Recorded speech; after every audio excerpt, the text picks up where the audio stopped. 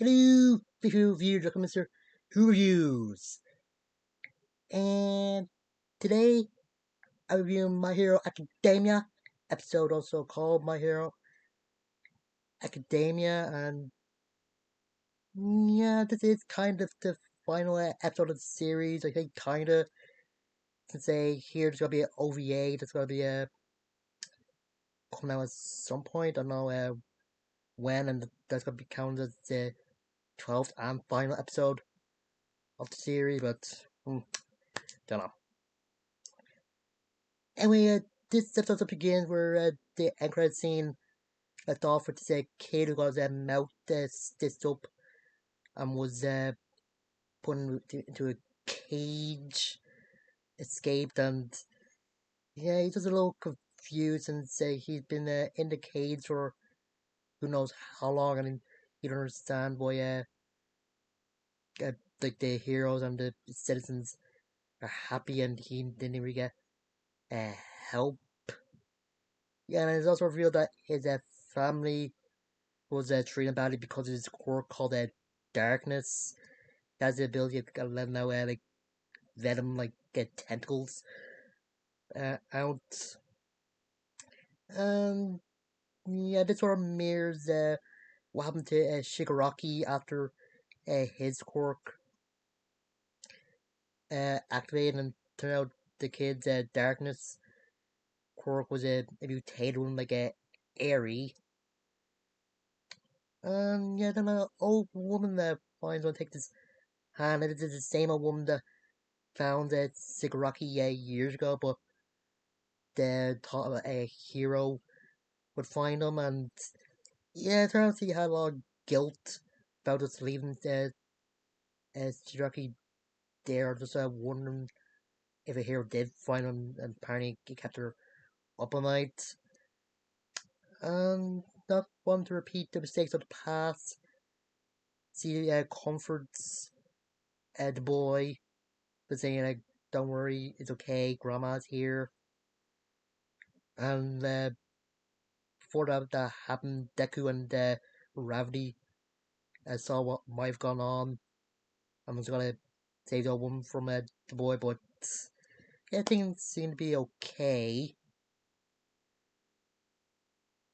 And then there's an 8 year time skip showing that Deku is now a teacher at UA, and Kota is a student in the hero course, and the a kid, adult woman, was a confident is a student there as well.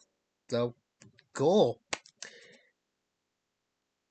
Yeah, Deku is just writing stuff in his hero journal, remembering some bits from the past, like when him and his class were trained, get their full hero licenses, and Pres Mike and Eraserhead just visiting the graves of Midnight and their friend who became a Kirigiri, and All Might,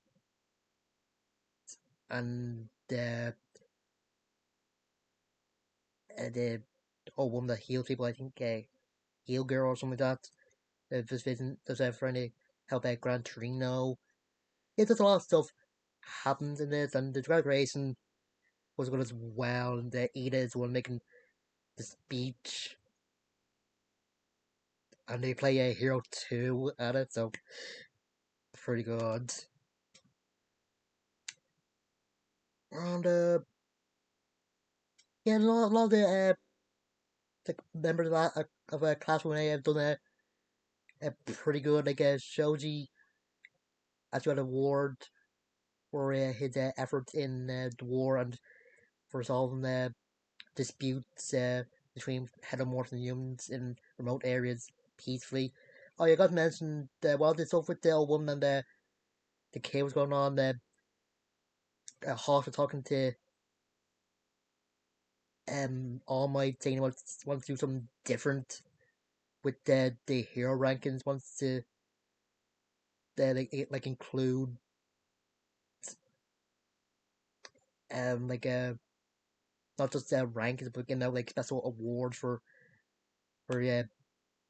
heroes that do like something uh, bigger or maybe smaller. Like that's why Shoji got an award because there's more than one way to be a hero, not just fighting villains and that. And what else? Oh yeah, and they're also seen in a middle school with some kids saying what they would like to do for a career. And apparently, Hasume got a job at this support item factory, and it turned out Gentle La Brava got married and had their own like a tech company. Oh yeah, and I forgot to mention that Ida actually inherited his brother's agency, and his brother, thanks to his poor items, able to work beside him as his sidekick. So Ida's dream came true. So cool. Oh yeah, and uh, Coda actually was that's the thing. Coda introducing the Aerie to his aunt, and turns out she adopted Aerie, so that's good as well. I tell you, throw Bakugo is really doing that well in the tier list since it was attitude like yelling at people. I got like a Deku say to Aizawa that he tried to help Bucko with that, but he failed. But Shoto is doing pretty well. He's 8 and he does a day and night work as a hero, and Modema and Mr. Mud are doing well on the tier list. And I'm glad. I find it a little funny that when they show Shoto's picture in a newspaper, it's Daily Hero. There's uh,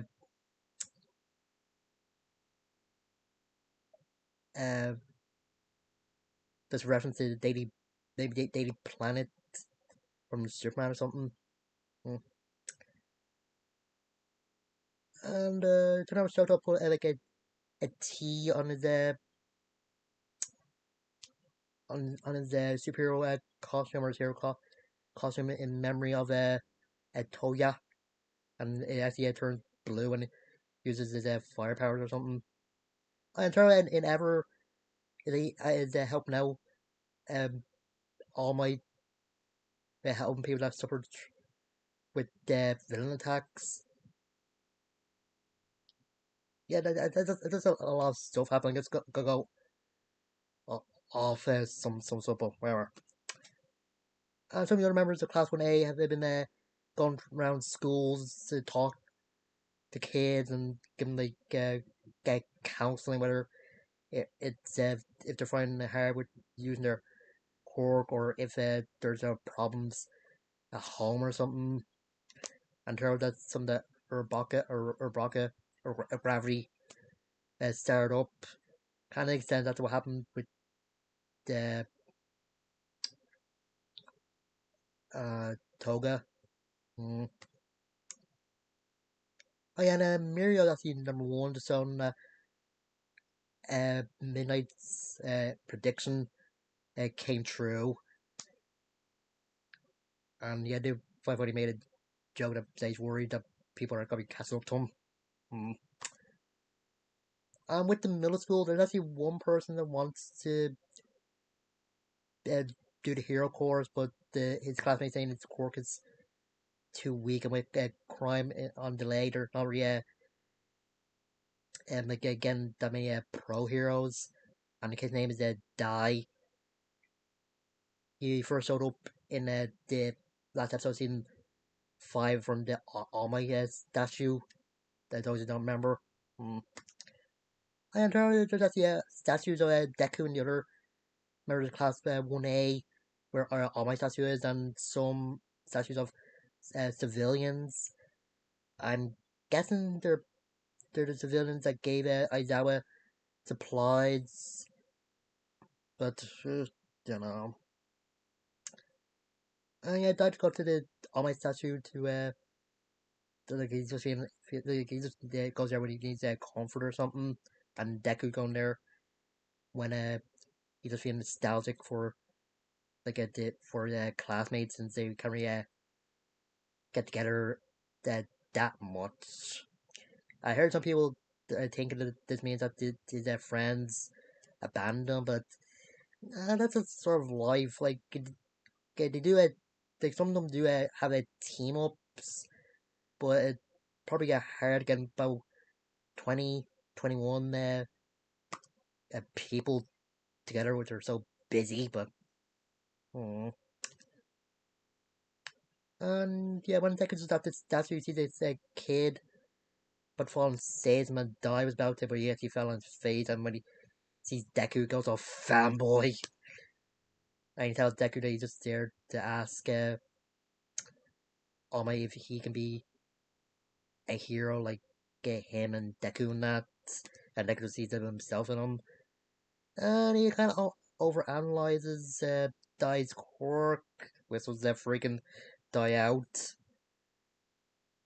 and yeah, he just informed Dai that he can be a hero in with the quirk since Liv tried to save the kid that nearly fell, and he was saying to himself that it's his responsibility now to uh light a fire in someone else's dream, like All Might did with him. And this one, it seemed like it's gonna end. All Might does show up with uh, a surprise gift for Deku, which is a hero box, which has this technology that was made by the like about made by Malicious Shield and Hashime, since they took the data from All Might's fight with All for One and made it, but they didn't want to take it. But All Might does say that he, like One for All, he's rightly earned this. And I do kind of like that when the metal glove gets on Deku's hand, kind of mirrored when he had the embers of All for One in his hand. And just when Deku is in All Might's car Hercules, there's a call for a hero and there's a landslide, and yeah, and he's also right in front of Blocko and the other members of Class 1A, and Blocko comes hand, and turned out uh, Aoyama is a hero as well. Turned out he's a psychic to Invisible Girl, and yeah, they're all just going off, and the Decorators end up saying they're gonna be continuing this their story, or because